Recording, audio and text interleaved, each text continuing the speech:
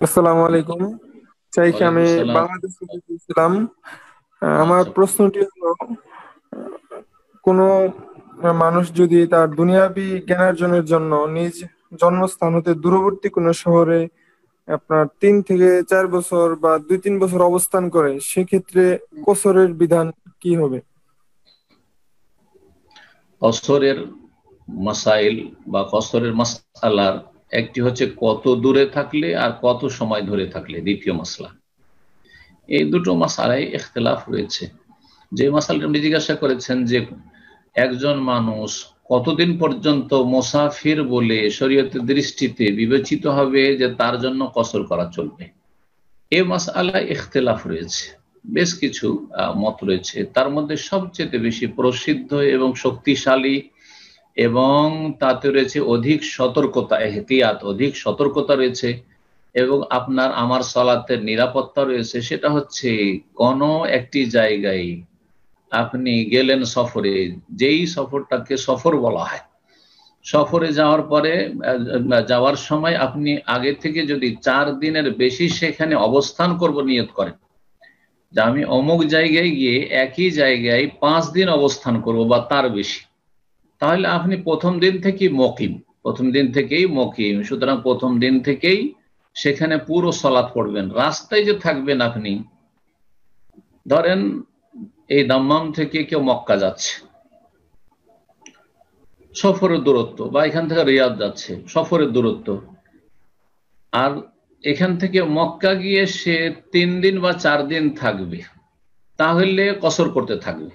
কিন্তু প্রথম থেকে নিয়ত করেছে মক্কায় গিয়ে একই জায়গায় আমি 5 দিন বা 7 দিন থাকবো, তাহলে মক্কায় পৌঁছা পর্যন্ত রাস্তাতে তো কসর করবে।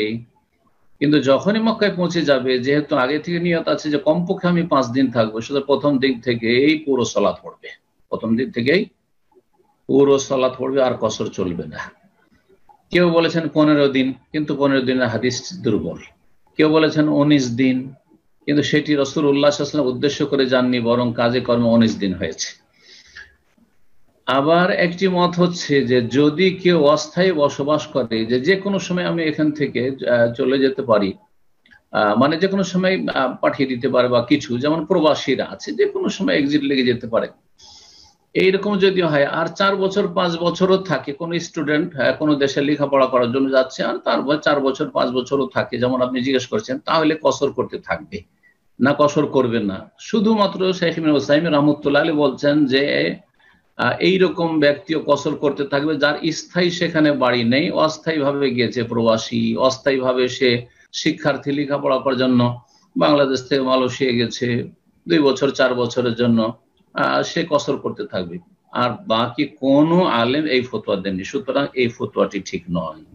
শেখ ইবনে বাজ রহমতুল্লাহ আলাইহি আর অধিকাংশ সালাফি ওলামারা বলছেন 4 দিন পর্যন্ত কসর, আর 4 দিনের বেশি যখন আগে থেকে নিয়ত করবেন একই জায়গায় থাকার, তখন আর কসর চলবে না। তবে আপনার সফরে আহ, 3টি 4টি শহর মিলে আপনি প্রতিটি জায়গায় 2 দিন 2 দিন, জেদ্দায় 2 দিন, রিয়াদে 2 দিন, মক্কায় 2 দিন, আর এই করে 6 দিন 7 দিনের সফর হয়ে গেল, তাহলে আপনি কসর করতে থাকবেন, তাহলে আপনি কসর করতে থাকবেন। আরেকটি অবস্থায় কসর করতে থাকবেন, কোনো ঠিক নাই, কাজ শেষ হলে চলে আসবো, এই করতে করতে আপনার 19 দিন হয়ে গেল, 20 দিন হয়ে গেল, অসুবিধা নেই, 1 মাস হয়ে যায়, কসর করতে থাকবেন। কারণ আপনি জানছেন না যে কখন আমি চলে যাই, আমার 3 দিনে 4 দিনও হয়ে যেতে পারে, আবার 2 4 10 দিনও লাগতে পারে। প্রতিদিন ভাবছেন এই চলে যাবো এই চলে যাবো, কাজও হচ্ছে না শেষ, আর আসতে পারছেন না, তাহলে আপনি কসর করতে থাকবেন দীর্ঘ সময় হইলেও। আল্লাহ তাআলা আলাম।